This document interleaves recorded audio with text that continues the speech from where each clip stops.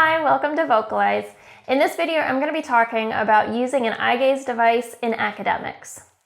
My daughter is 4 years old, and this year she's in pre-kindergarten. Last year, when I was enrolling her in preschool, I started hearing from people that the eye gaze device should not be used in academics.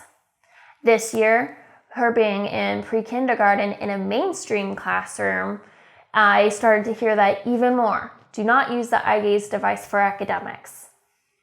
I want to clarify and elaborate upon that a little bit because I think it's very misleading.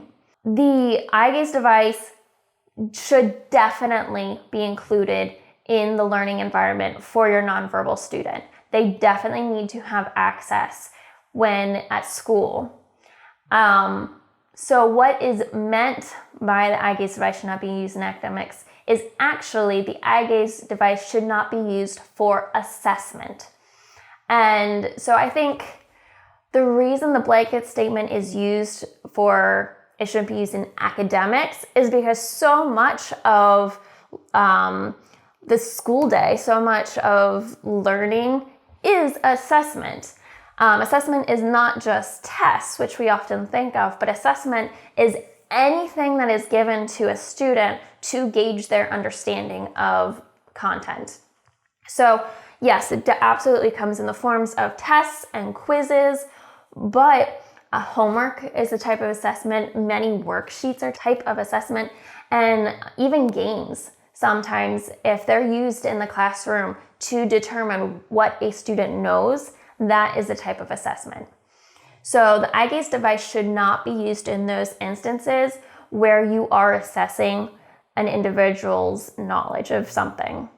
And the reason for that is because for many individuals who have an eye gaze device, it takes a lot of focus, a lot of energy, a lot of motor planning in order to use the eye gaze device. And so there are so many factors that they are pouring energy and focus into that, and so many things that have to align in order for them to use the eye gaze device properly, that by the time they get all of those things aligned, they just might not have what it takes to present accurately how much they actually know on whatever content. So they might tire quickly, or their apraxia, the wait time is so long that it might come across like they don't understand. And so it's a very unfair assessment when using an eye gaze device. So anytime you're doing any type of assessment, please use low-tech AAC to guide and help with the assessment. But the eye gaze device definitely belongs in the academic environment. Please allow your nonverbal individual to take their eye gaze device to school. There are many situations that they should have access to the eye gaze device during the learning day. Some examples are socializing. They need to be able to interact freely with their peers, with their teacher, with their paras, with the therapist, with any individual, all other people in the school that they're coming across during the day.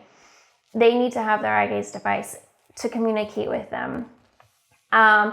When a teacher is teaching something new, the teacher should be modeling this new vocabulary, these new concepts with language on the device. So this allows the nonverbal individual, the nonverbal student, to realize, hey, this language that's being spoken to me, I have the ability to use because it's here in my device. And so the teacher should be modeling any new language, any new vocabulary on the device when teaching something new. Some other examples, and this is not an extensive list, but morning work journals. Students are oftentimes just given a warm-up for the day by journaling. What happened to them over the weekend? What do they want to be when they grow up? Free writing stories creatively. All of this is open-ended and expressive thought. And so a nonverbal student needs to have access to a variety of language, and their device will allow them to have that. making predictions in science, making connections with small group reading, asking questions. All of these are examples where your nonverbal student needs to have the ability to freely and openly express their thoughts and their opinions. If they don't have access to the eye gaze device and you're making them express themselves through yes and no questions or eye pointing or partner assisted scanning, then whoever is presenting those low-tech AAC is actually, they're limiting the nonverbal student, as well as they're kind of pushing their thoughts and their expressions, their opinions onto the student by limiting them. And we don't want that. We want our students to be able to express themselves openly and freely. And the device and the expansive language that the device presents will allow them to do that. So please, if you have been told that the eye gaze device should not be used for academics, please just hear that and process it as eye gaze device should not be used for assessment.